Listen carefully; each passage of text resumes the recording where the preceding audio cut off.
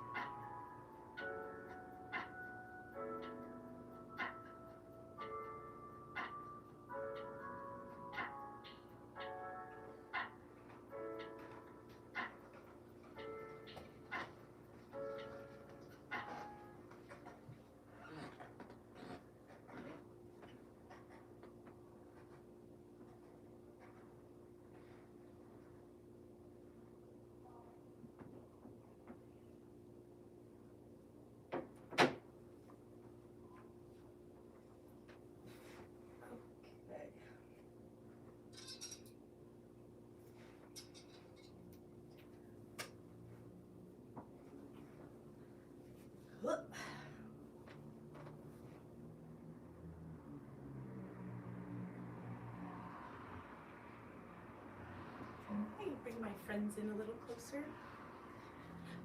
Hi, friends. We're about to start recording this podcast.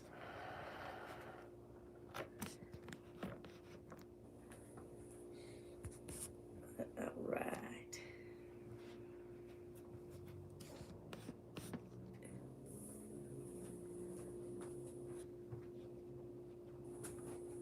Okay.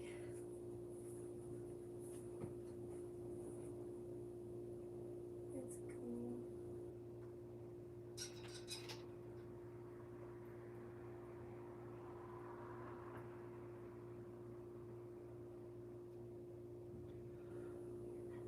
Am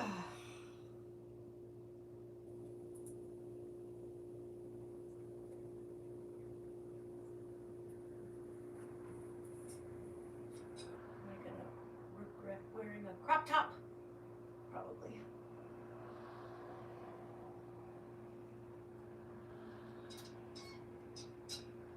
Hello? Hello? Testing.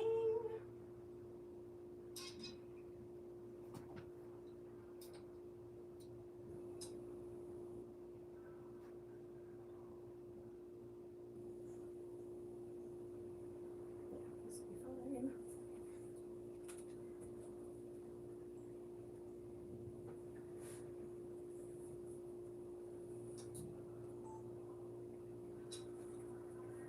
Testing, testing, looks good.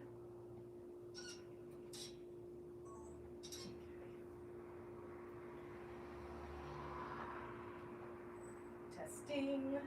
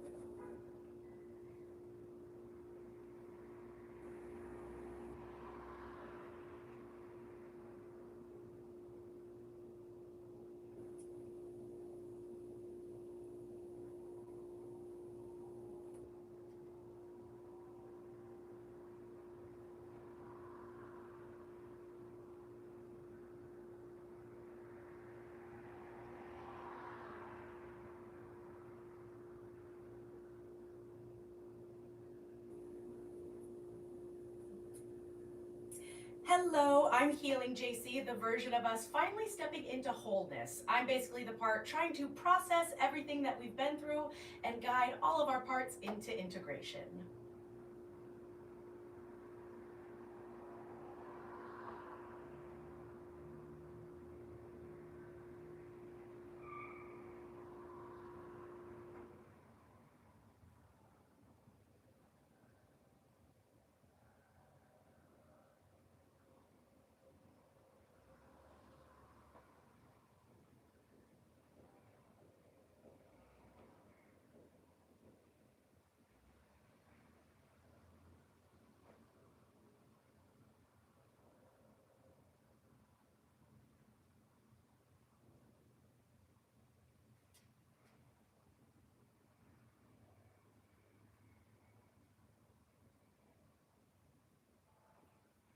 And just a reminder that this is my personal experience. I'm not a therapist, so please seek licensed support if you need it because this is not medical advice. And if you're watching this over on YouTube, go and catch up on some of my other episodes. YouTube doesn't like to push out this type of content, so make sure to check out my page for anything that you might have missed. And of course, like and subscribe so you're notified for all future episodes.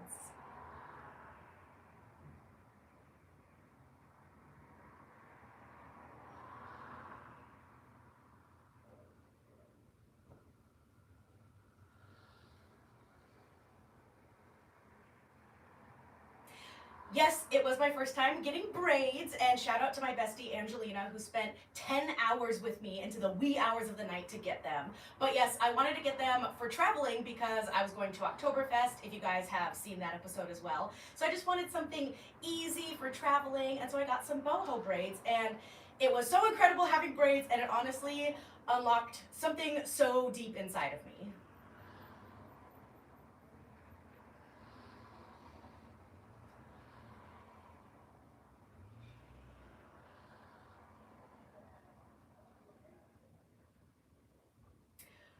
Oh my god, I loved it. Okay, so I haven't had long hair in years, ever since I cut my hair short and went on a curly hair journey. Because growing up, I would straighten my hair all the time, or I would even wear wigs. But I have been trying to grow out my curly hair for so long because I miss having long curly hair. And my hair just won't grow. But getting braids was kind of like the best of all worlds, and having long hair but still feeling like my natural hair. Because once I got these braids, it kind of just felt like, I was in a slow motion shampoo commercial for the first time, even though I would just be like buying bananas at a Trader Joe's.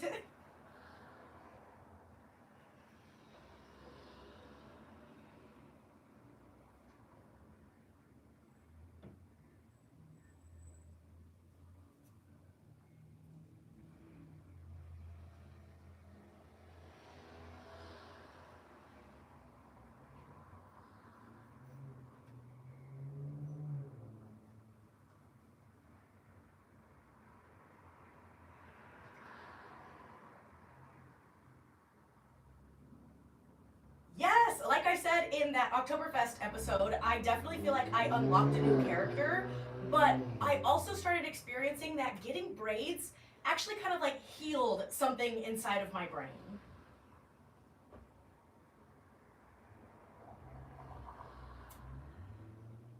So when I finally started to embrace my curls and go on a curly hair journey, I had to cut it all off and start over. And I didn't expect there to be grief when I cut my hair, because there was just like this innate grief, because choosing my natural hair meant letting go of a version of myself that I basically spent years trying to become. And I guess that would be the archetype of a white girl, because growing up, that's who I was surrounded by, and that was the beauty standard. And so kind of all the white people around me, they had stick straight hair. They didn't have curly hairs. And the boys all seemed to like them, the skinny ones with the blonde hair.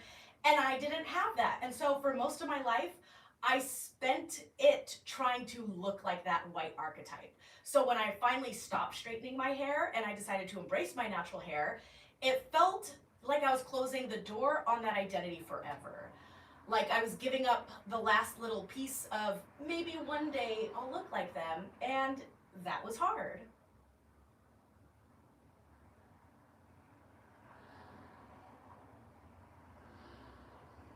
Yeah, and I talk about a lot, the black side about being mixed in a lot of my content, but I have a white side too. I'm half white. And there's a culture that I grew up with that involves with and there's a culture that I grew up with that involves that, the people I was surrounded by, and a look of whiteness that I didn't have fully. And so I was still like in this other category.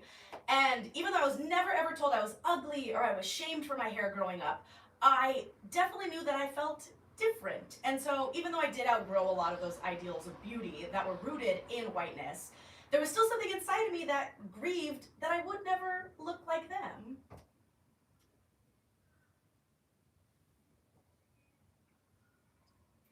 Okay, so when I got braids, I saw myself with long hair again, but this time it didn't feel like I was imitating anyone or trying to be white. It felt like I was stepping into something I never realized I was allowed to have, which was having long, beautiful hair while still having curly hair and protecting it. It was truly like the perfect combo of straightening my hair, having curly hair, wearing wigs, and it was amazing. But I also kind of feel like, I don't know, you guys tell me, but I feel like I look more ethnic. Like I don't look black or white, I definitely look mixed, and I look like me. And so having long hair that was both rooted in my culture and being long and beautiful, I don't know, just healed something in me I didn't know I was aching for. And I felt like a new version of me that felt grown up and authentic and integrated.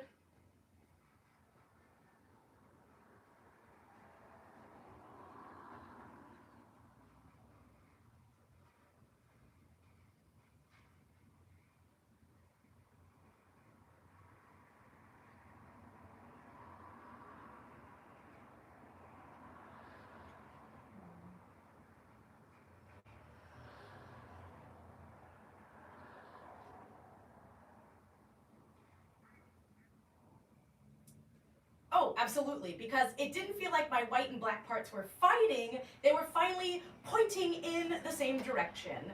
I guess until my whole semblance of my mixed identity, you guys, shattered when I went to go take out those braids. Ugh.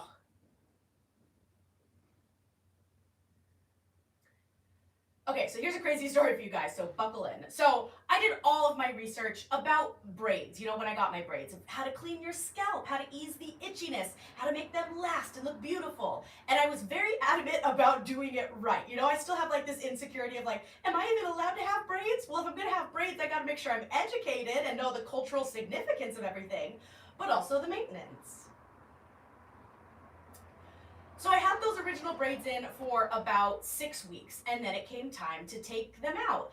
And that is the step that apparently I did not do enough research on because it was a total disaster.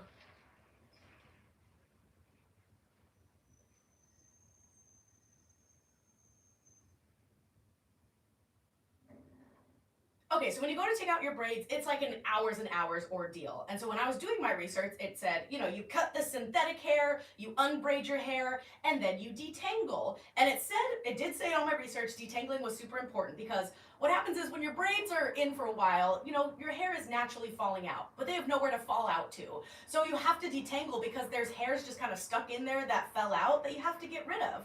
Now for me, as a white girl, detangling for me means get your hair all wet and comb it through. You know, as a curly girl, we know that you don't brush your hair dry. So to me, I wetted my hair once I took out my braids and I started combing it through. And I was like, oh cool, not that much hair is coming out. I guess I didn't lose a lot of shed hair. I guess I'm different and built better than everybody else. Then the next step, it said to use conditioner to kind of soften the buildup because I have a lot of gel in my hair in these braids. So you have to use the conditioner to kind of like soften it and make sure it comes out. Well, in my head, I'm like, oh, I'll just do that in the shower. I'll go shampoo and conditioner like I normally do. But what I failed to forget is that there's so much gel in my hair that by putting water in it, it kind of just soaks it all up again and creates this glue. I didn't realize that was happening. And then, because I didn't dry detangle it, all of those shed hair pieces just got stuck in there and glued together. And then because I refused to do this conditioner step, nothing got softened. So I go in the shower, I put water on it, I start scrubbing with shampoo. You guys, immediately it starts clumping up into giant mats that I can't even get my hands through.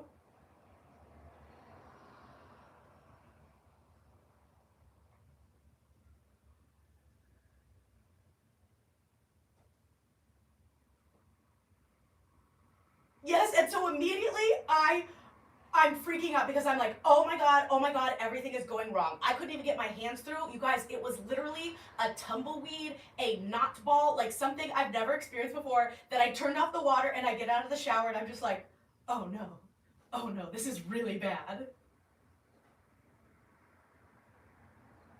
So something really weird happened is I didn't really panic. I kind of feel like I had this weird outer body experience where I felt something inside of me either take over or armor up because I couldn't cry, I couldn't panic, and it was like for the first time I was feeling my body go into flight or fight, and I was just like, okay, we need to fix this. Like it was problem solving immediately without even feeling it. So again, part of my superpower, but I immediately stay calm and I'm like, okay, well, we gotta figure this out.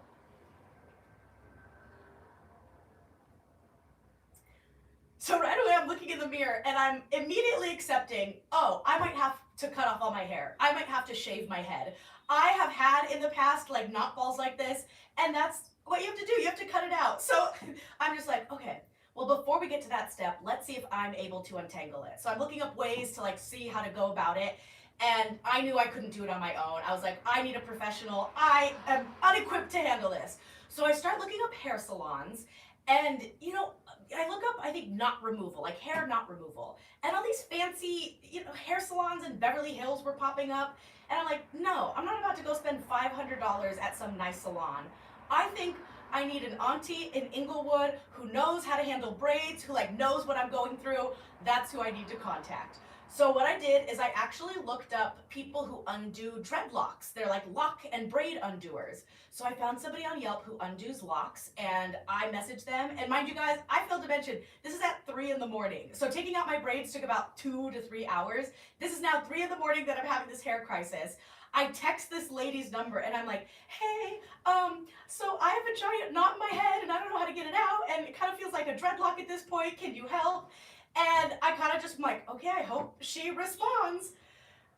Right, and so at this time, I also saw in my research that it said don't let your hair get dry, because once it dries and glues together like that, you're screwed. So it just said keep the glue wet, keep it glue. So I just start putting in olive oil in my hair, all this conditioner. My hair is smelling so weird. It is so silky and not, and still all tangled, but like I'm trying to keep it wet because I'm like, please, I hope she messages me in the morning that she's able to get this done, because I also had plans and I was absolutely, again, not freaking out, but I'm like, we got to figure this out.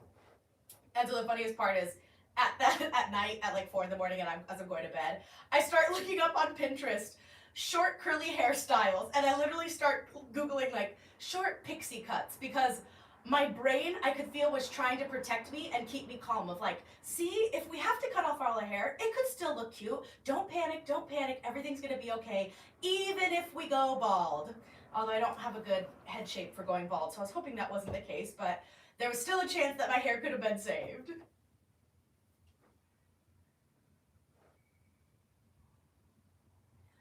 So this lady, thank goodness, calls me at 7 in the morning and she says, send me photos, let me see the damage. So I take these photos, and I'm showing 2 photos here of just the 2 giant mats on my head.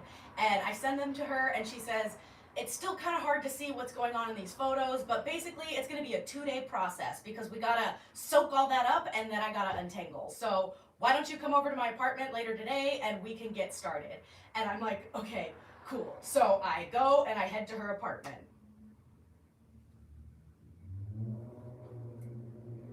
Yep, so this was a Sunday, and I know she has a hair salon, but it was a Sunday, it was an emergency, I was panicking, and thankfully she welcomed me into her home. And I arrive, and she looks in my hair, she starts feeling it, and she kind of says like, oh good, you kept it conditioned. We don't have to make this a 2-day thing. We can kind of get in here and hack at it because it doesn't need to soak as much. So I'm like, thank heavens for all of that olive oil I soaked my hair with overnight.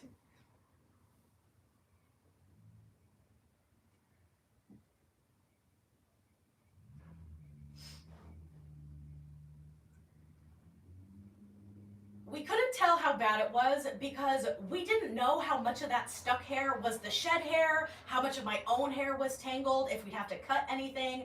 So she was just like, well, let's hack at it and see. And so again, my brain is so armored up at this point that I'm just like, go for it, do what you gotta do.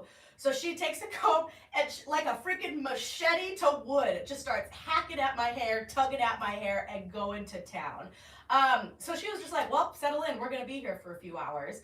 So we start chatting, and this is where the story takes a turn, because once this unbraider starts talking to me, she starts triggering me in ways that I didn't even know existed in my own brain.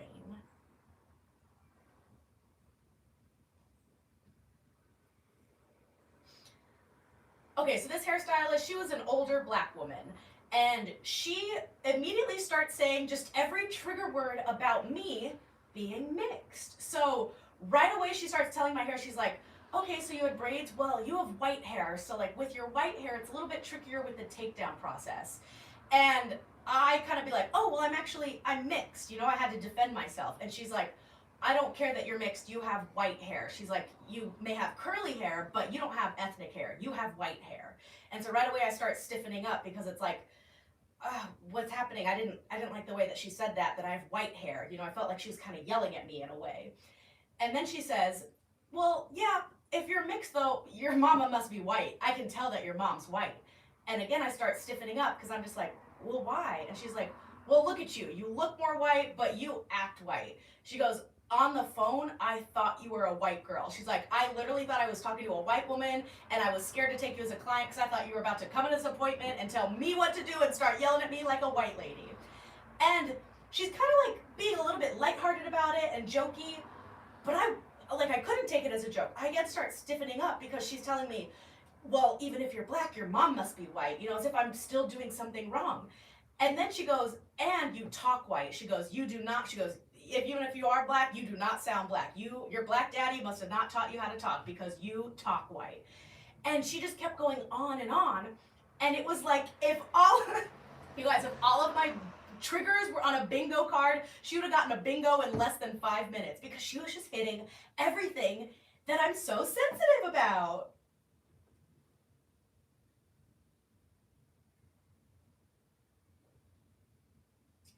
Here's the weird thing is I get those all the freaking time on the internet. Like, I talk about being mixed all the time on the internet. These are comments I get tenfold on my comment sections. But they're on the internet where they don't hurt. It's just somebody on the screen. Like, kind of sometimes they do it as rage bait even. But when I'm sitting in person, it stings more, you know? And I felt myself getting defensive and sensitive. And I could feel that one of my most heartbreaking split screens was happening in real time.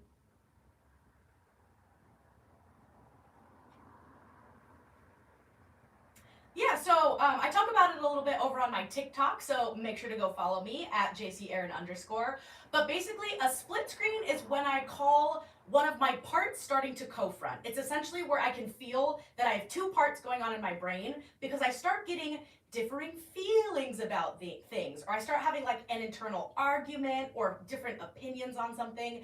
And so I can feel myself start split screening because there was one part of me as I'm sitting in the chair that did want to laugh along, that did want to be like, girl, I know, or like start code switching or wanted to play into it more. But there was a part over here that did not take it as that she was joking. There was a part over here that immediately wanted to cry, that immediately wanted to sulk and just bury herself into invisibility. And that part was the one that kind of stopped talking and armoring up and wanting to apologize.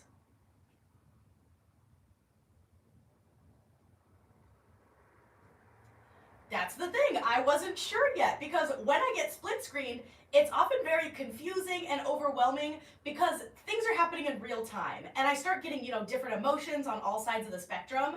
And when that internal dialogue is happening, while a person is speaking to you, tugging at your hair and pulling at you, you don't really get the luxury of doing parts work in real time. I don't get to sit there and be like, actually, do you mind if I talk to the ladies in my brain real quick?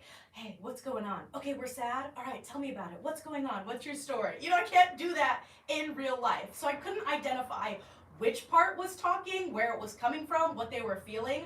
I just knew sitting in that chair, I'm stuck in flight or fight mode from my hair or horror story, and that whatever I was feeling, I would just have to deal with all of those feelings later.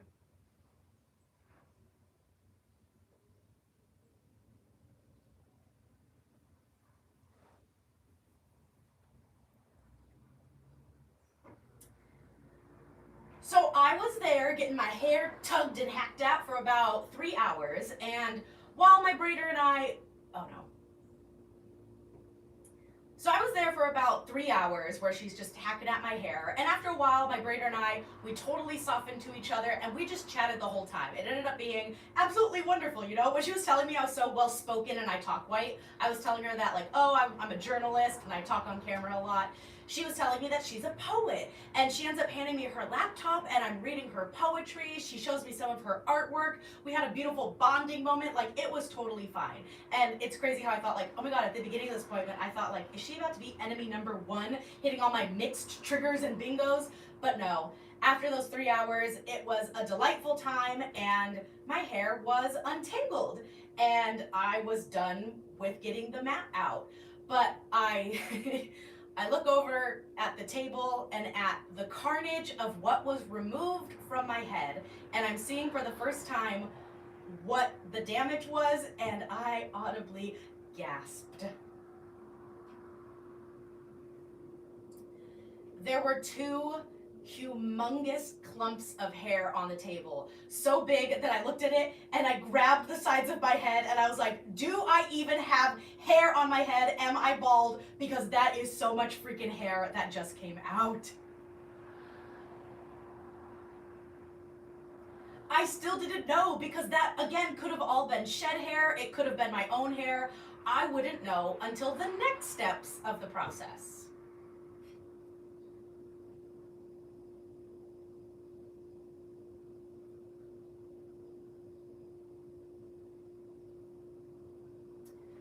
So she told me I would have to go to a cosmetologist ASAP for a treatment and assessment, because basically, even if I lost a lot of hair, I would have to cut it maybe, but also the way she was hacking at it, it changed the texture of my hair. So I would need some type of protein treatment and possibly, like, get a haircut depending on the damage.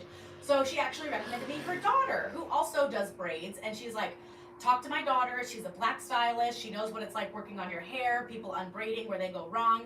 Trust me, like, she'll know what to do. And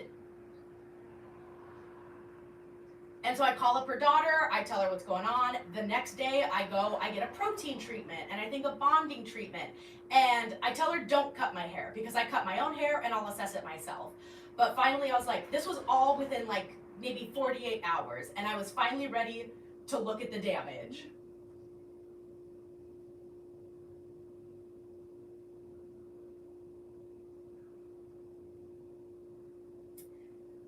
So I go home, I do my own hair exactly how I normally would do it with my own products, and I look in the mirror, and it wasn't as bad as I thought it would be, but you guys, there was some serious damage. So I'll put a photo here of kind of like the before and after of how much, actually I won't put it here.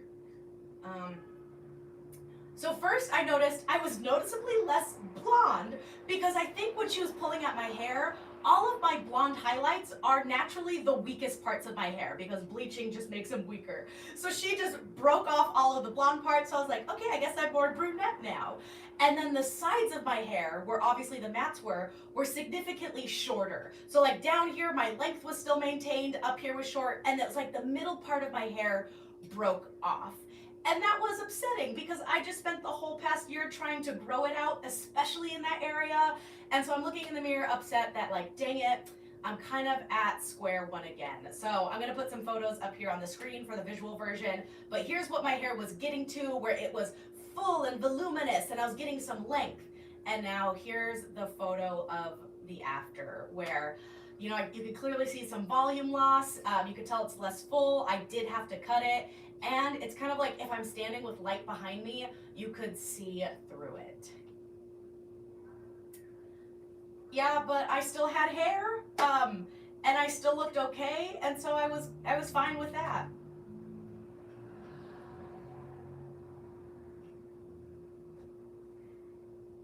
Nope, because as soon as I cut that last strand and I gave my hair one last toss, I finally went into my bedroom and I bawled my eyes out, because it was the first time in the past, 3 days that I realized, oh, I never cried since this whole ordeal began. I got so into flight or fight of just get through it, my brain protecting me from feeling those bad feelings, that once it felt like it finally ended, it was like, boom, my body immediately switched off that flight or fight, and I was able to start processing what happened. So I wasn't relieved, because now I was catching up on the panic of getting my hair matted, on the worry that I would have to cut it off, on the grief that my hair is damaged, and that I lost a hair of growth, and that my texture changed and my hair is thinner. And so it was like all of it happening at once. And then I also started finally feeling those feelings of those parts that got split screen with me during that appointment. And that's when I had to deal with the emotions and perspectives about being mixed. And that felt a whole lot bigger than just the hairs on my head that I lost.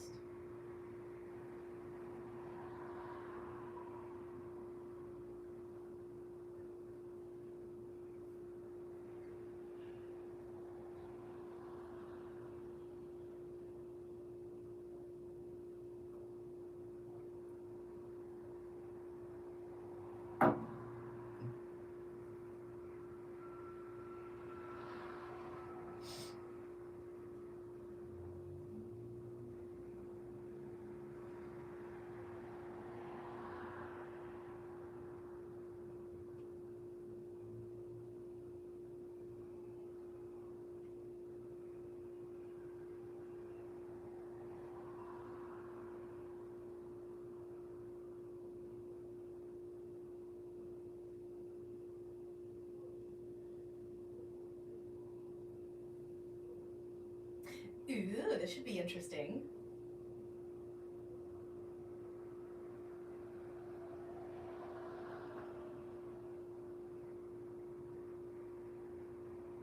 Let's do it.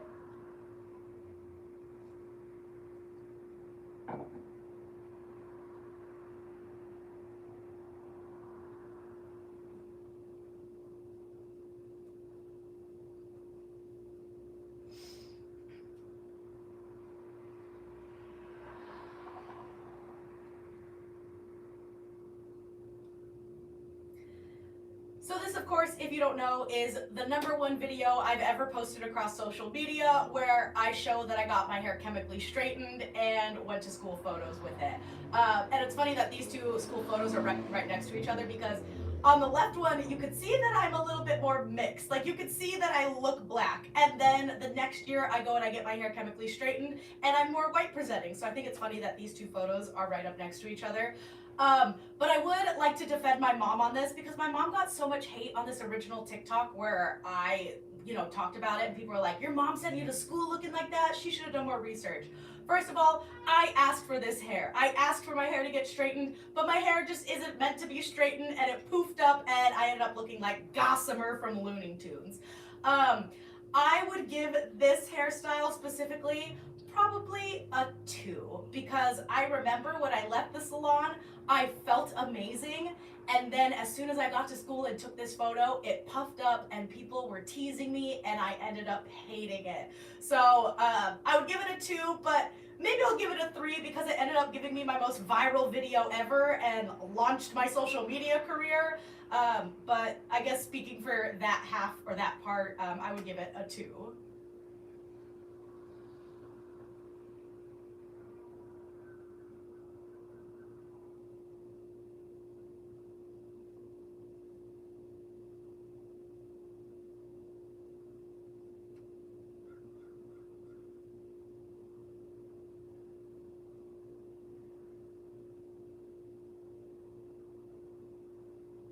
Yes. Okay, so this is a photo of preteen JC where I learned that if I brushed out my hair, I could kind of have an afro, and it ended up being a little bit of a party trick. And I love this hair because I thought it matched my personality and it was fun and silly. I don't think I ever wore it out like this, but I remember it just feeling like, oh my gosh, I have fun textured hair. How cool. So I would give this one a 3, mainly because I don't ever think I wore it out, but it did at least feel like I had a unique type of hair, and that was cool enough. But I still post this on my social media to this day, and people get a kick out of it because they're like, that is classic preteen JC right there.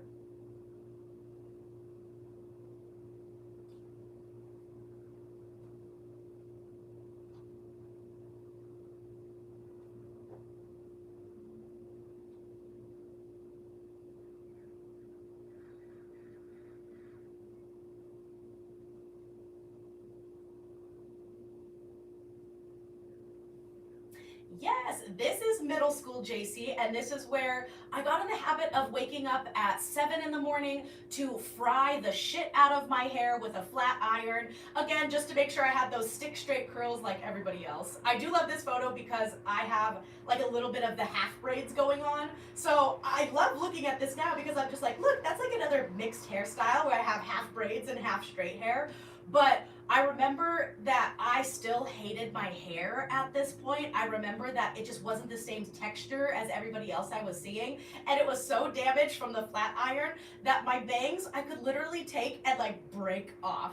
And so my hair, that was probably the longest my hair ever got. It never grew below my boobs because it would just break off from the damage.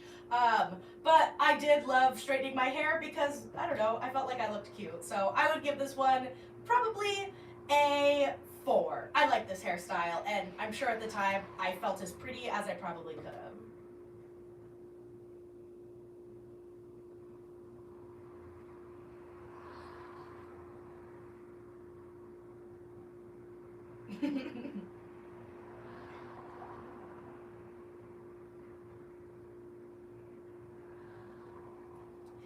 So this is high school JC, and this is where I started experimenting with dyeing my hair. But of course I was using the box dyes from CVS. And so I remember I wanted like a brown shade with hints of red, and I ended up accidentally just fully dyeing my hair red. Like it was the total like, honey, you missed Auburn big time.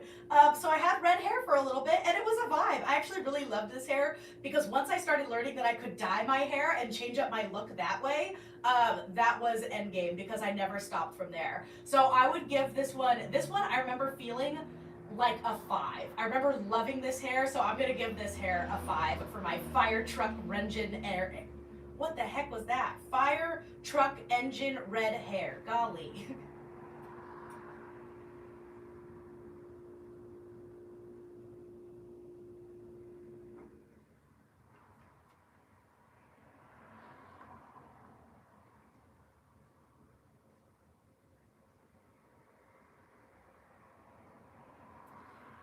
Ooh, this one's interesting because this is actually housewife JC. And so many things went wrong with this hair. Number one, I'll tell you guys, I dyed my hair black. Whenever I dye my hair a really dark color, that is a visual signifier that I am going through a really dark time. So this is housewife JC where I clearly, oh no, this was college JC. Wait, let me start that over. That's right. Okay. Okay, so this one's interesting because this is college JC, and I started realizing that I could visually represent how I was feeling by my appearance. So whenever I dye my hair really dark, it's because I am going through a really dark time. So sadly, this is college JC, and you guys know I was going through a hard time, and I dyed my hair jet black. But what I also made a mistake with this hair was this was my big Pinterest era, and all of the hair that I was putting were like bobs. I loved bobs. So I cut my hair into this bob, but you guys, I don't have the hair texture for a bob. So when it wouldn't be straight, it would be too short to put into a ponytail. So I remember I had to do like 2 wonky buns at the gym, and I had to do my hair every day in order to have that style. And I remember it being miserable. So I had black hair, I was unhappy, I had short hair, and I hated it. So this one was like a 0. I thought I looked cool and mysterious and moody, but in reality, I know that college JC was just feeling sad and was trying to represent it. So this one's a 1, unfortunately. But you know, it does make my eyes pop. I'll give you that.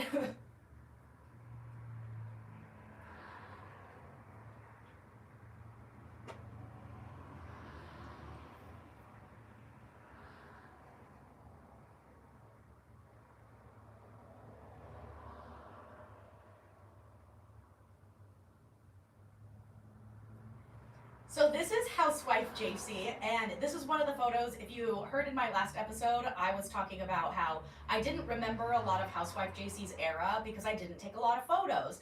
But then I found an archive of photos my mom took, and this was one of them. And it kind of brought back a lot of memories because I'm like, I forgot I had like yellow hair. Like I straight up had golden hair. I was still straightening it, and I don't remember much about my hair during this period. But this was right before I ended up cutting it all off and starting my curly hair journey.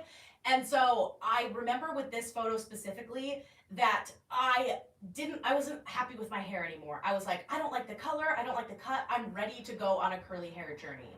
And so I would give this look a 3 because it was kind of like the precipice of starting my curly hair journey and starting to embrace my natural hair and also getting sick of straightening it for like 2 hours a day. You guys, it would take hours to straighten my hair. Like from start to finish, 3 hours. I was so sick of doing that. But I still like straightening my hair, so I would give this look a 3. But the other crazy thing too is right after this, I dyed my hair dark because that's when the breakup happened. So again, crazy how visually I was trying to represent how I felt.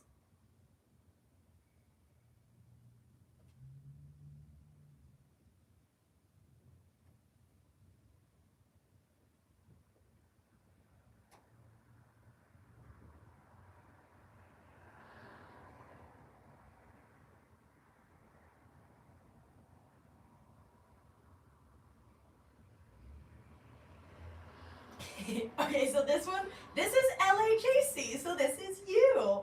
But what happened was we learned how to dye our own hair, And so we started doing it ourselves, and it started off as much more like mixed colors like this. But then after a while I got lazy, I stopped foiling my hair. So when I would go to like bleach my regrowth, it started just blending into everything. And over time, it just became a bleached head of hair, and there was no dimension.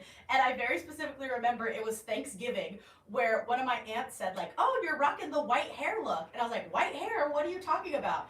And it was like I looked in the mirror and I was completely blind to the fact that I had a head of white hair, and with the glass shape that I had, I looked like a grandmother. And I was like, "Oh, okay, yeah, I can't bleach my hair anymore. This is not good." So I would give this look a 3 because I still felt good. I was loving the big curly hair, but I lost all the dimension and my hair was getting so damaged that this white hair era was short-lived because I was about to have to shave my head off once again. Or my hair, not my head. You guys get it.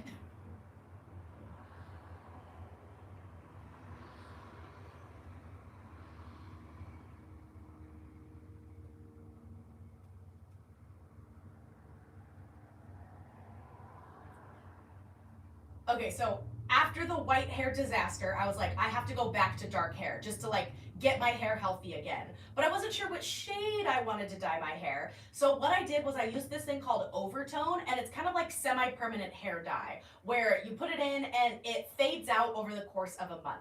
So I used this like really dark brown Overtone color, and it faded into this orange color. And so in this photo, it's like a braid out. I wasn't straightening my hair anymore, but I actually was rocking the orange hair for a little bit, for like 2 weeks, because I actually really liked it. I was like, wait, I'm not gonna wash my hair for 2 weeks because I kind of like this orange color. And so I started doing like fake freckles to really bring that in. I felt like a little red bone.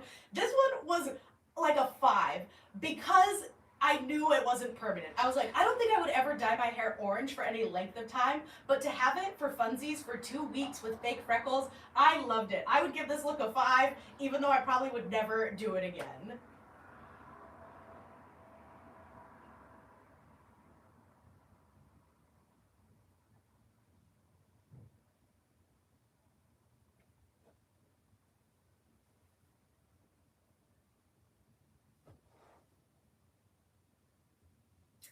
I did, and because this part here, I don't know if I've ever talked about, this is a part I call zombie JC. This was the part that started getting so depressed, that started giving up on life, and again, I didn't realize I was doing it, but that was reflected in my hair color because I said I need to go super dark and super moody. So I dyed my hair this dark brown, almost black color, but let me vent real quick. I hated when I dyed my hair this color because everybody online was like, "You look so much better with this hair." They're like, "Your eyes pop, your skin looks amazing, you need to keep this hair color."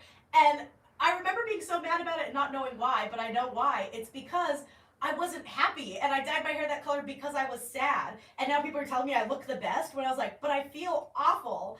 And I started to learn that I didn't feel good when I had black hair or brown hair because it felt like I was not as fun. I wasn't as bubbly.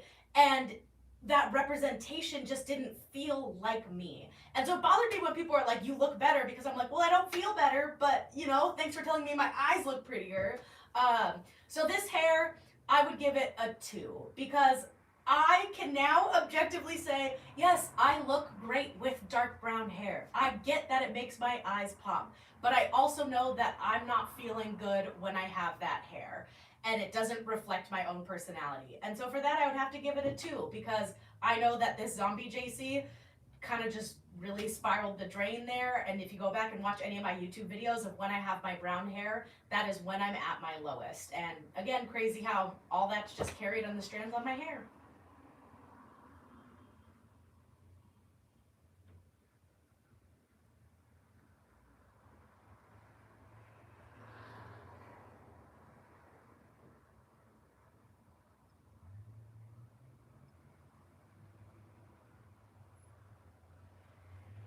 Yes, so this is me. This is healing. Well, actually, no.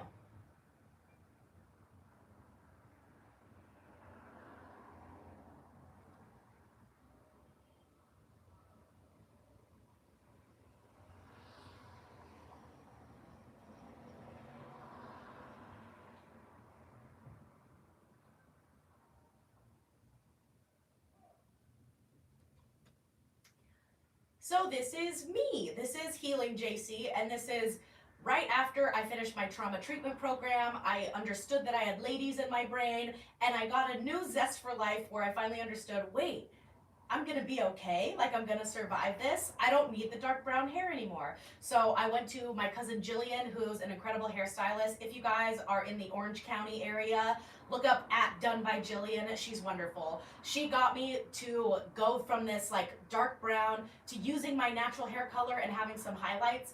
And I felt so good in this hair. This one was a 5 out of 5 because this hair color just feels like the most me. I don't care if it doesn't bring out my features. I don't care if it doesn't look as good as other hairstyles. I feel the most naturally myself with this hair color because it's the closest to my natural hair color. It's the closest to the hair that I grew up with. And I was starting to look in the mirror for the first time during this era. So again, go check out previous episodes if you don't know what I'm talking about. But I found it hard to look in the mirror because I never recognized myself. And so getting this combo of like blonde and brown hair, I could look in the mirror and go, oh, that's me. That's JC.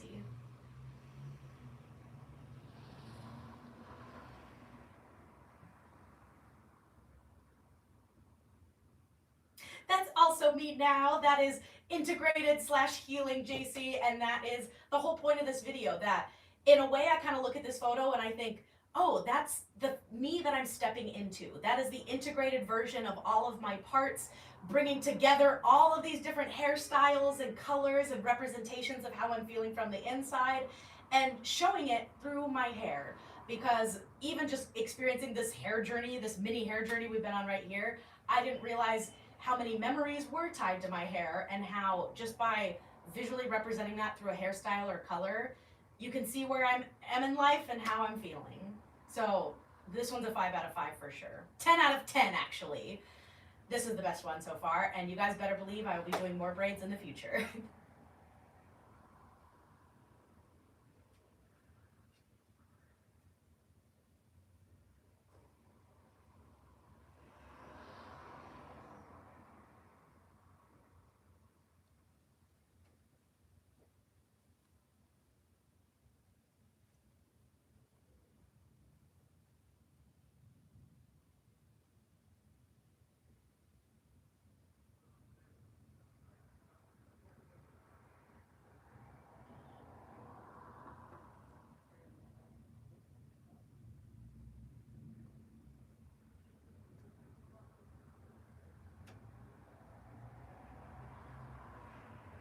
Yay, thank you so much. I appreciate it. It's been great.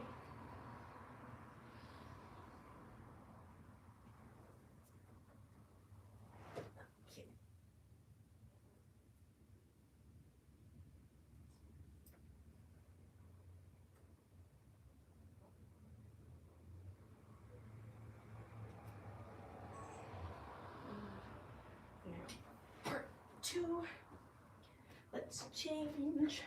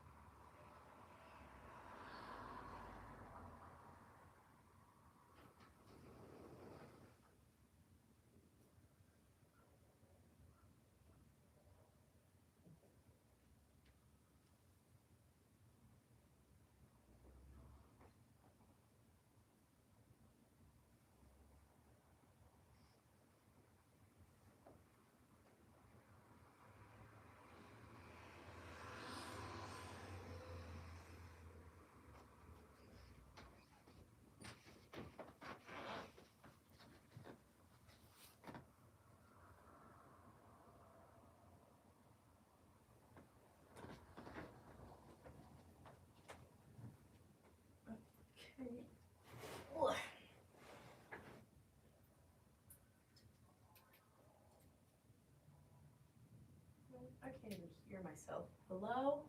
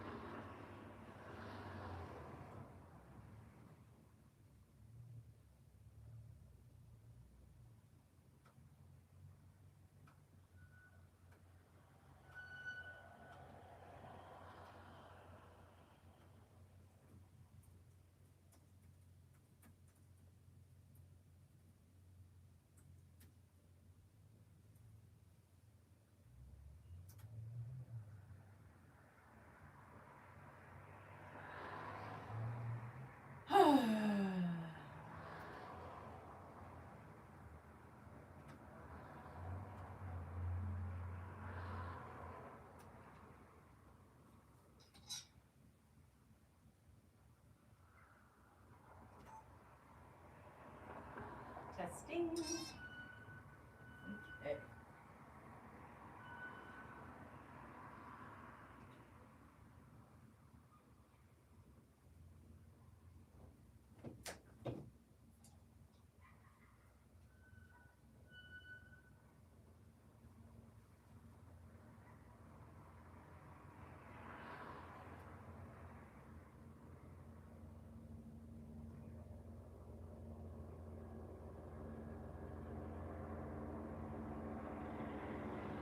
Yay, thanks so much.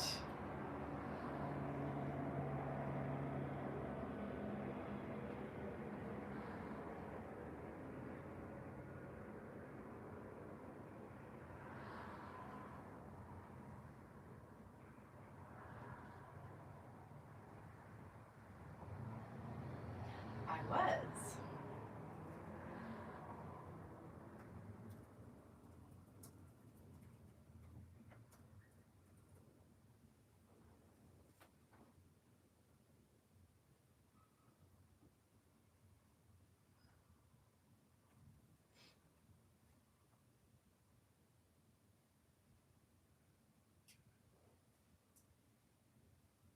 So when our hair started matting, I don't know who got activated. I don't know if it was a protector part that took over and refused to let us feel, or just took control. You know.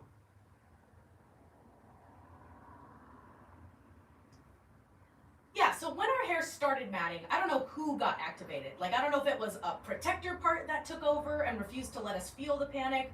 I don't know if it was my brain and nervous system just going into flight or fright. No! So when our hair first started matting, I don't know who got activated. I don't know if it was a protector part that took over and refused to let us feel. I don't know if it was my nervous system going into flight or fight and protecting our brain. All I know is that I didn't get activated until our hair braider started questioning our mixed identity. And so that's when I came forward. But I wasn't the only one.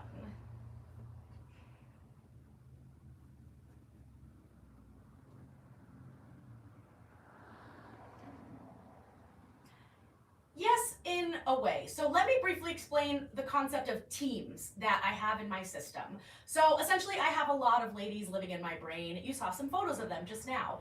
And while they're all different versions of me, there is a lot of overlap in certain habits or feelings because again, they're all me throughout time. So my system has these teams of parts where it's not just like one part feels a certain way about something, but multiple feel that way, and they kind of band together and fight the other team in my brain.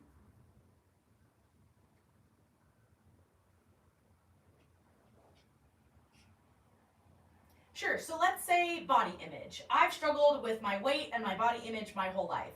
And I have parts that are always focused on losing weight. And I have parts that are a little bit more neutral or even body positive.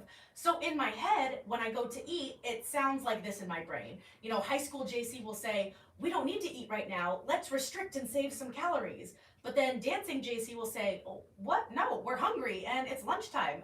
It's okay to eat. And then housewife JC will say, Okay, but how many calories are in your lunch? Like, if you go over that, we're gonna have to go for a walk later. And then LAJC over here will say, who cares? We look great, we feel great, we don't need to lose any more weight, just let me eat my dang lunch. So you get different parts with the same goal, and they kind of form these teams. And so when a team gets activated, what I picture in my head is, I don't know, like a large conference room with one team on this side with a microphone and the other team on this side with a microphone, and they kind of just pipe in with their reasonings like a big debate.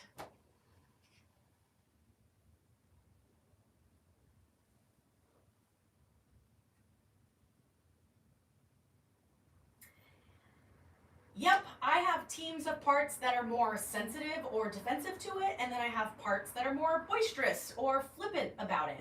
And to be clear, I don't have the full team roster for everything. You know, this healing journey is a lot, you guys. But I do know that some teams are bigger than others, and that's just the way that it works for my brain. So on that day, getting my hair undone and untangled was when our mixed identity was questioned. So that's when we had a mixed team face-off.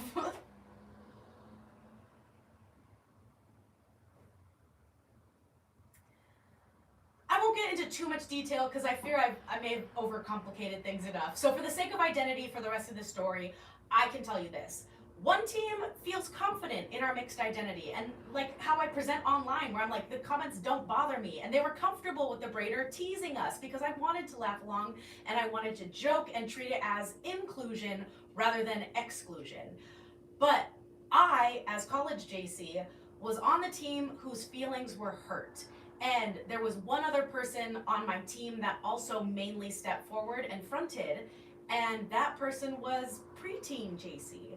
And so I'll be speaking for her experience as well, since we were the main two from our teams to get triggered.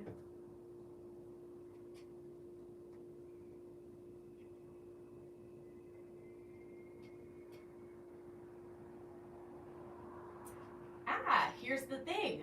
She doesn't really have much concept about being black or white or ethnicity in general. She's in elementary school. Like, this is a 6th grader we're talking about. Kids don't really have those type of racial biases yet. But what she did feel deeply about was her hair. And hair is such an important thing for mixed people like myself.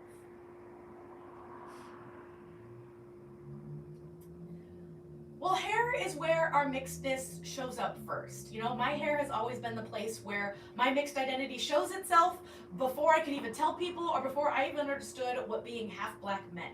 So even at a young age, my hair carried trauma because that made me feel different than everybody else. You know, I would go to sleepovers with all my girlfriends, and it became an activity where they would brush out my hair into that big poofy afro like I just showed you guys. And we'd laugh and we think it's funny. And you know, it was a party trick, but also deep down it kind of made me deeply insecure because it's like, why am I the only one whose hair can do that? And I remember there was another time I was spending the night at a friend's house and she was brushing my hair with one of those like barrel roll brushes, and it got so tangled in my hair that my friend's mom had to cut my hair out and I was missing a clump again. And so it was again, it's funny, I made a TikTok about it. So if you ever saw this TikTok, that's why. But so that alone was very traumatic. And again, why that preteen JC got triggered during this event of thinking like, oh my God, I'm gonna have to cut out all my hair again. But also that same feeling of my hair is a problem. It's too difficult to work with. It needs to be cut. I remember in elementary school for Crazy Hair Day, I'll never forget this. It's a weird core memory I have. I wore my hair brushed out and big, and the principal of my school said, "Whoa, is that real? Looks like you stuck your finger into an electrical outlet." And I learned from a young age that I was supposed to laugh because that was my defense mechanism for it not hurting my feelings. But really, it was. My hair was different and people laughed at it. And I guess I learned to laugh with them, but really I was deeply insecure about it.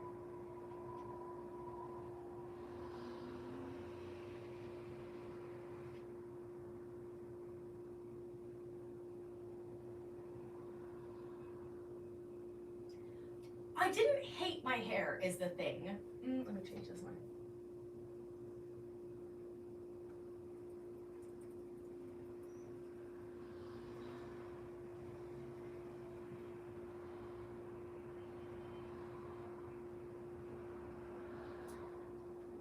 I don't think I hated my hair at this point. I just knew the feelings that it gave me were that it didn't make me feel pretty because all of my friends had the stick straight hair and I wanted to look like them.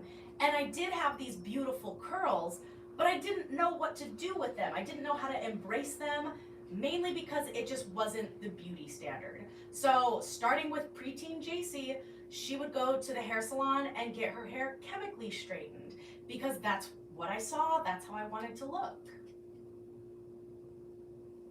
And even in those appointments, I remember my hairstylist would grab at my hair and she would go, "Whoa, you have a lot of hair. You have ethnic hair. We're gonna need 2 boxes for this. Whoa, this is gonna take hours for this one." And it was still, even in that appointment, trying to get my hair to look one way, I'm still being told it's different. I'm still feeling like it's a problem of some sort, that I'm inconveniencing my hairstylist because I have so much ethnic hair. And then when I would get my hair chemically straightened, I still didn't look like the other girls. You know, I still didn't have the stick straight hair. And like that photo from that famous TikTok I was showing you, it would become all big and poofy. And so I just always felt like my hair was the problem of not feeling good. And again, it was weird. I didn't hate it, but it just wasn't what I wanted it to be. And so from a very young age, I never saw it as that I'm half black and I'm half white and I face constant microaggressions. That's not the case. It was more so that I just already had this built-in trauma into my hair.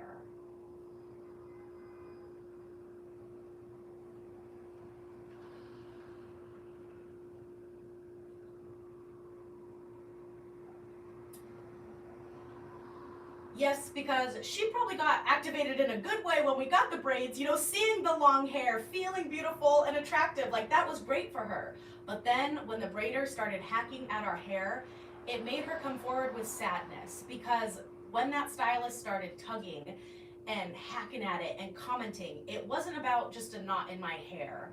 It was every memory stored in those strands collapsing at once because preteen JC didn't hear the professional trying to react to a tangle. She heard all of those old messages from when she grew up. Oh. Let me do this part again.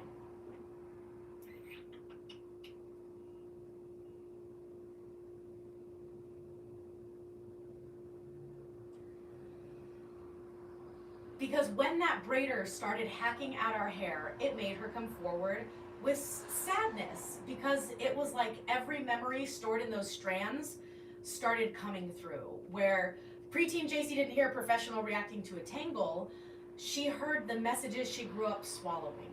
Things like, your hair is too much, you're too much, this is an inconvenience for me. No matter what we do, you'll still never look like the girls you're trying to look like. And so in that moment, she was back in those salon chairs, you know, with the brushing and the straightening, the comparisons, the jokes that she pretended didn't hurt her feelings. And, you know, I started feeling that grief of not fitting in, the shame of being different, and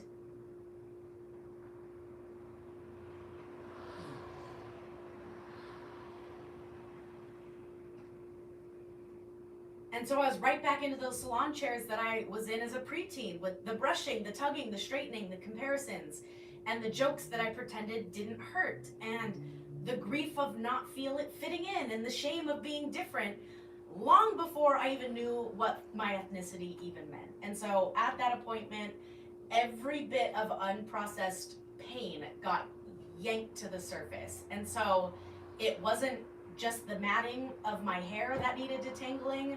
It was that little preteen JC who learned to see her own hair as a problem.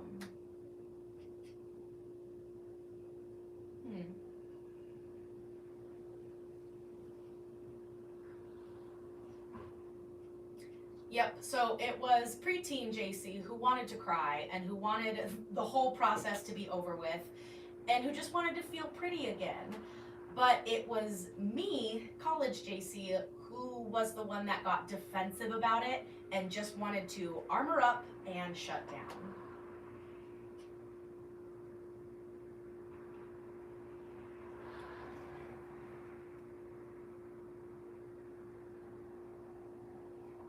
Oh yeah, I'm pretty sure my hair froze into the shape of a pulled back bun back then because that's all I wore during college. Like I had a uniform where I just put on my USC sweatshirt, threw my hair in a bun. That's all I did for 3 years. So when I got activated, it had nothing to do with my hair. I got activated because of the comments about being mixed. So middle and high school, so middle school and high school is when I remember my actual ethnicity, coming into question, and when I became aware that I was half black or white. And I remember, in history class in high school, we learned the term mulatto, and people started using that to tease me. And I remember I joined the school basketball team, and they'd make fun of me for not being black enough. And friends started giving me nicknames like Oreo or African, like stupid high school things.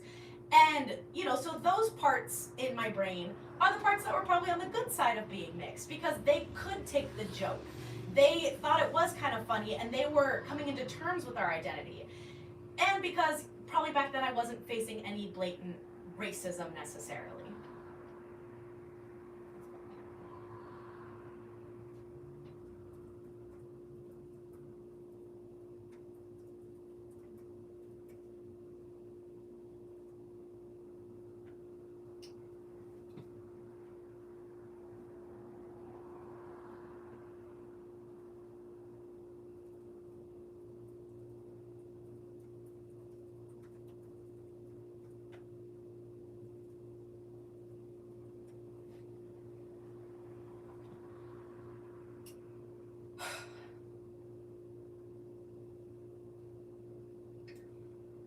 Yeah, because it was when I started applying for college that I started recognizing that being mixed was a little bit more questionable. So I remember on one of my college applications, I clicked the box for black because you could only click one box, which was really stupid. So I clicked black, and because I was trying to get into a specific journalism program, I had to have a separate in-person interview for my college application.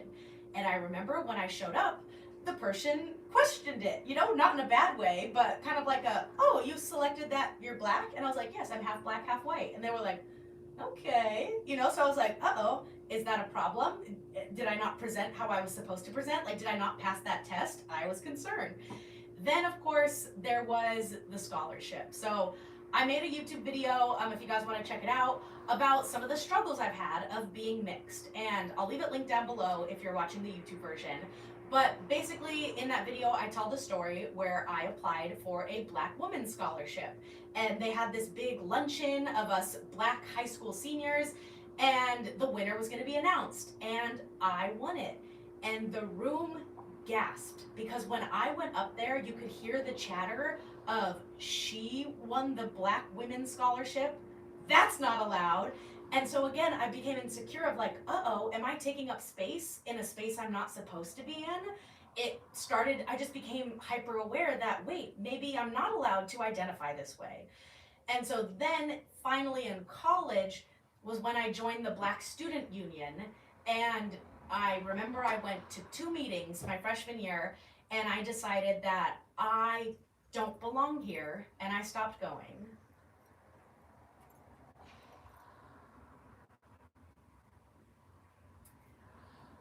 I guess I just started feeling like an outsider that was just taking up space that wasn't mine. Like I felt like a colonizer trying to make roots in a culture that I didn't fully participate in. And I always, always, always say that when it comes to my Black friends and family, I am always welcomed and I'm always accepted. But I, on an internal level, just never felt like I belonged.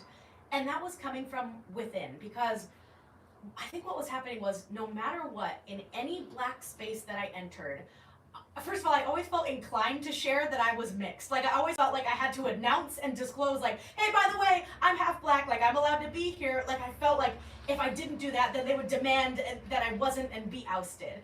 But when I would disclose it and say it, they'd be like, oh yeah, girl, like you're one of us, of course. But then in every single situation without fail, my lack of Blackness is always pointed out. It's always brought up, even simple things like, oh, you don't know this slang? That's because you got a white mama. Oh, you haven't seen this movie? That's because your dad failed to educate you on the classics. Just like little things. And just this weekend, I was out with friends, we go to this one bar, and the music they were playing was like Taylor Swift and Katy Perry. So while we're there, I lean into it. I start dancing and singing all the words, having fun. And my black friend says, "Oh, JC's white side is showing." And so it's something that, like, it's always just pointed out. It's always brought up. And not maliciously, not exclusionarily, but it's always just brought up. And even if it's in jest, I also just found myself feeling that that means I don't belong, that I'm not enough. And so even in the rooms where I was loved and I was welcomed, I still felt uninvited. Not because anybody pushed me out, but because part of me was always waiting to be exposed. I was always waiting for that comment to tell me that I wasn't enough, that I was not black enough, that I was too white, not cultured enough, not raised right. And again, it wasn't rejection from the outside. It was rejection that I learned to carry inside myself. And I guess that quiet fear of being exposed just followed me everywhere since college. And that I would spend my whole life being welcomed into spaces, but never truly feeling entitled to belonging to.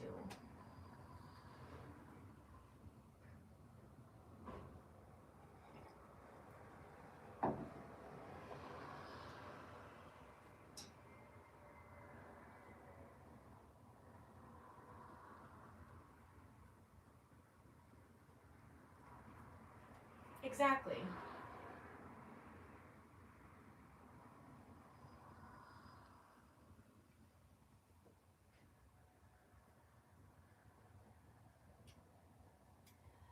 So college JC is the one who first started noticing, I guess, the cultural rules and intellectualizing race for the first time. Because what made me black enough or too white or neither?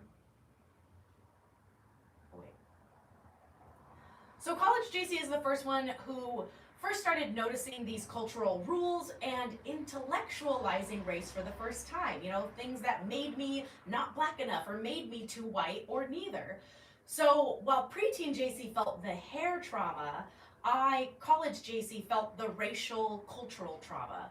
So when that braider started commenting on my mixed identity, it woke up a part of me that spent all those years trying to decode how to belong.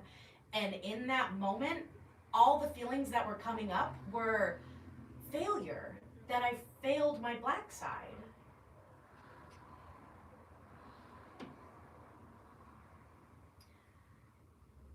You guys, I can't express enough how much I prepared and studied so hard to have these braids. Like, I tried to do everything right and politically correct with being a white presenting person, having culturally significant hair and knowing that I'm allowed to, but still being prepared to answer any questions. I was hyper aware that some people would think I'm not allowed to have these braids, and so I was adamant to claim them as something I'm not only allowed to have, but excited to have. And so I tried to do everything right. So when I failed the last steps of taking out my braids and having it clump up and needing to get professional help, I feel like I failed my culture. So in that chair, hearing her tell me again how white I am and having her, a black woman, fix the mistake that I made, it felt like that was proof that I was never allowed to have them in the first place.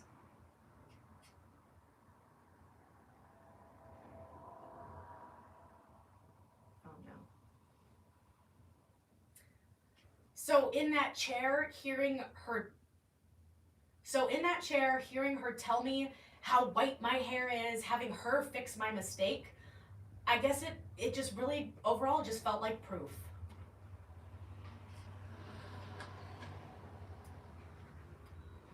Proof that I had been pretending to belong to something I wasn't built for or belong to, and that the universe exposed me. It was proof that I wasn't careful enough, that I wasn't cultured enough after all, and that I wasn't black enough to honor something that mattered to me. And that tiny failure cracked open every old fear that I'm merely borrowing from this identity when it serves me, but never fully belonging to it. And it was about all of the parts on all of the teams that constantly feels like one misstep away from losing my place in my culture, from being reminded that I'm too white for this, too ignorant for this. So I guess in that appointment, it just became evidence of this story that I've been carrying my whole life. That no matter how hard I try, I'm always the one to drop the cultural baton that I'm so desperate to hold.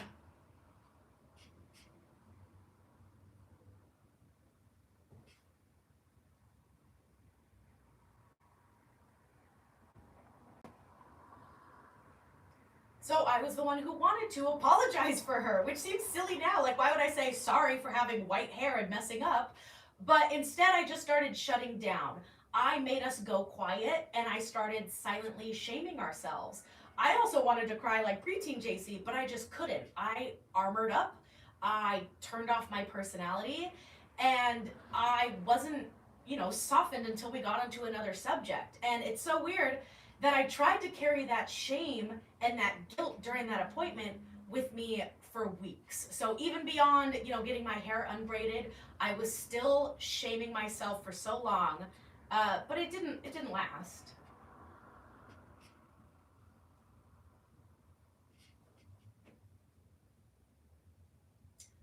Sure. So I feel like in the past, a situation like this was validation for all those insecurities around me being mixed. And so I was trying to keep shaming myself because that kept establishing my own biases that I've had my whole life, that I just wasn't enough. But for the first time in my life, you guys, I'm 32 years old, having the same story in my head, I started feeling the opposite.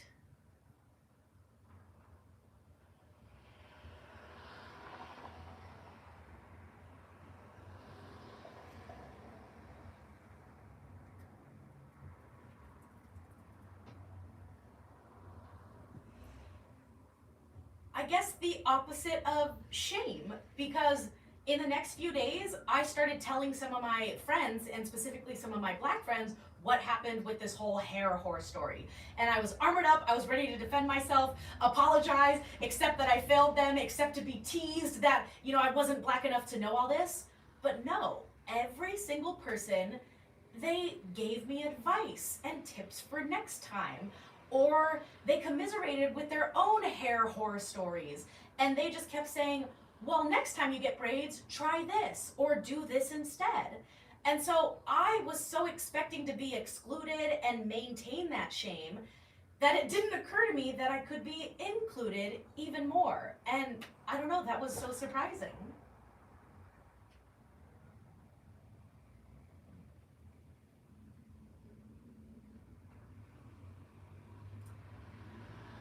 100%, because it became painfully clear for the first time in my existence that I was the one enforcing these rules I thought everyone else was judging me by. The exclusion that I feared was never coming from my community, it was always coming from me. It was coming from all of these parts and the ladies in my brain that held onto this fear.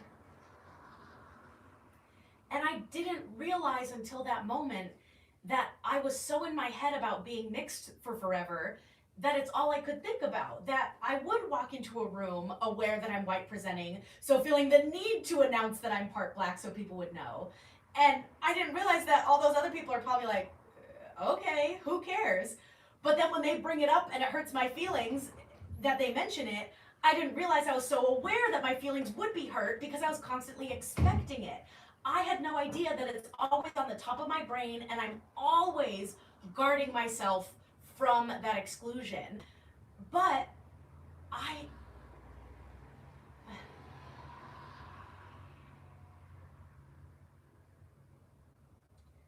I don't know, I guess I just didn't realize that I was constantly trying to I don't know, I guess I just never realized I was the one constantly trying to prove that I'm not pretending to have this ethnicity.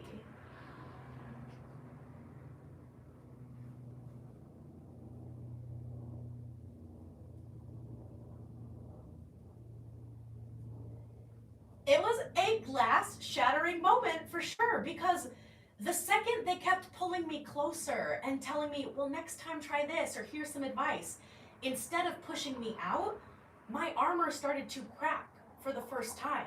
And I started to see that that voice shaming me wasn't my stylist or my friends or family or culture. It was an old part of me still trying to survive by assuming that I didn't belong and being ready for that fear. So when everybody else responded with love and inclusion, that old narrative for the first time just didn't have anywhere to land. And I built my whole identity around assuming I was one mistake away from being kicked out. But nobody ever kicked me out. They pulled me closer. And so this experience, it broke a spell for the first time because I realized that this mixed girl insecurity wasn't a truth that I constantly needed to validate. It was actually a wound that I needed to heal.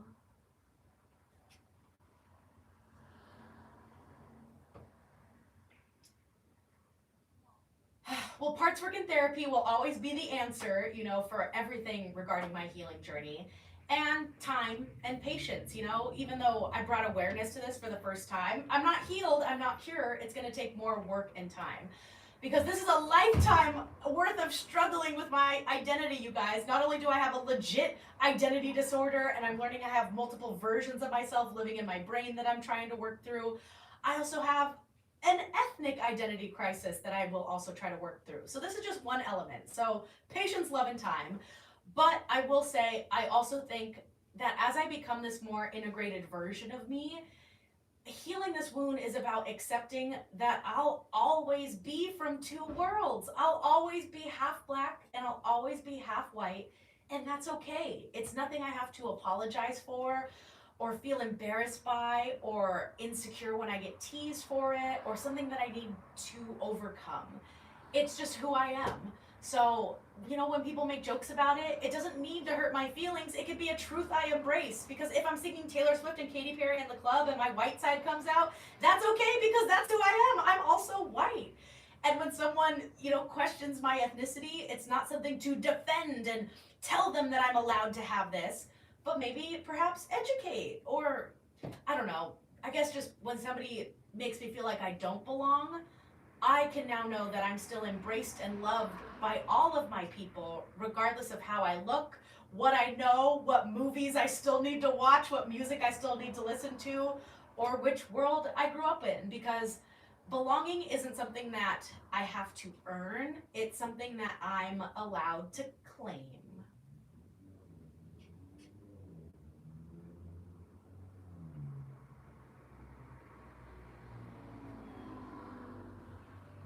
Yes, I love braids too much to never do them again. You guys, I cannot tell you how much I love having braids. It is unlocking something inside of me.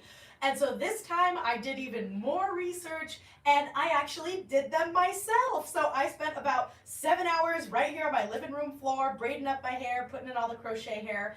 And that process doing it alone was so therapeutic as well, because again, I feel like I'm finally claiming a part of my culture that wasn't accessible to me yet. And I'm stepping into the most mixed version of myself yet unapologetically. And I can remember that, identity is just like my hair, where sometimes it's tangled and misunderstood, but it's always something that's mine to tend to learn how to manage and to love and embrace, because I'm done apologizing for all the knots in my hair, and instead I'm learning to embrace the whole texture of who I am from head to toe.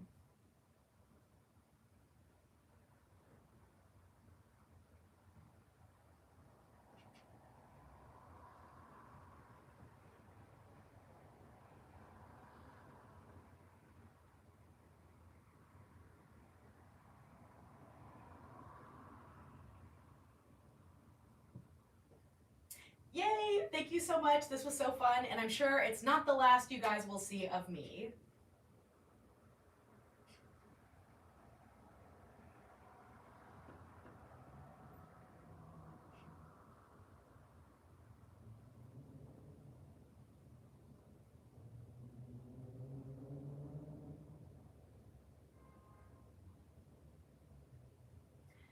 And don't forget to like and subscribe if you're watching the visual format on YouTube, or leave a review if you haven't yet, if you're listening to the podcast.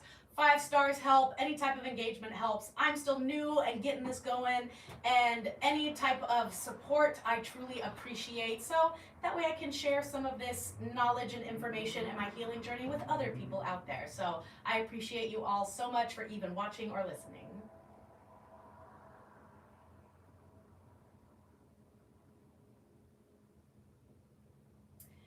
And I'm College JC, and I thank you guys so much, and I will see you in the next one. Toodles!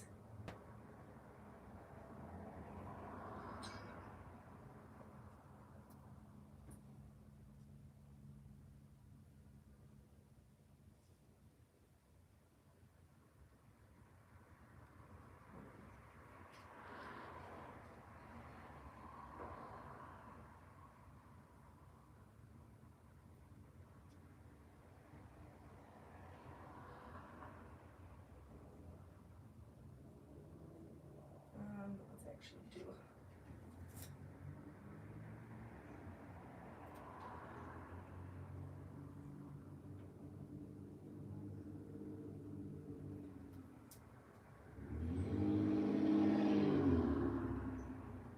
Ow.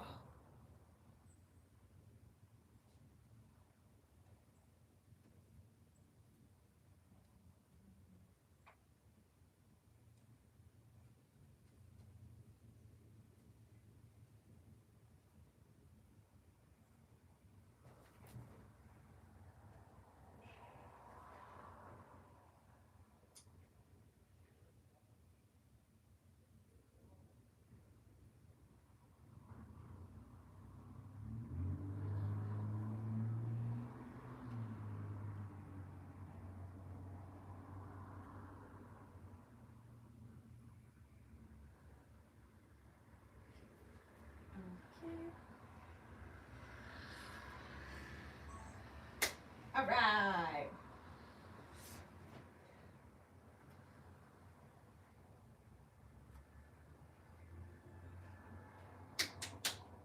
Yay. Ugh. Oh, my lanta got so dark. Let's see.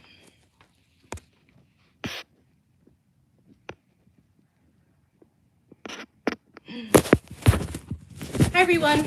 That was me filming part 1 of my on-stage part of the podcast. So I've been getting some questions of like, how do you even do this? So I was like, I'll just live stream it and show you guys. So basically I script it all out.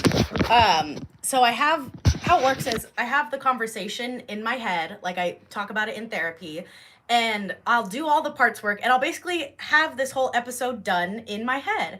And then I'll go and I'll script it all out, I'll write it all out, and I'll kind of write that back and forth that's actually happening with the parts in my head. And so then once I script it all out, I start with this on stage version first, and I'm doing all that, but it's easy if I do it all in one go, because tomorrow, if you guys want to see part 2, I'll be filming the backstage JC, or LA JC, who's doing the interviewing. And that one's not as exciting to watch because she's doing a lot more of the interesting, and you guys won't hear that, but I'll hear it in my own ear type of thing. So just thought I'd give you a little behind the scenes look. So a new episode will be coming your way soon. Give me a week or 2 to edit this bad boy, because I'm learning how to edit them in a more efficient way. But I'm really having a lot of fun with this podcast. It's been very therapeutic, and I hope it's pretty educational. Exactly, the movie magic.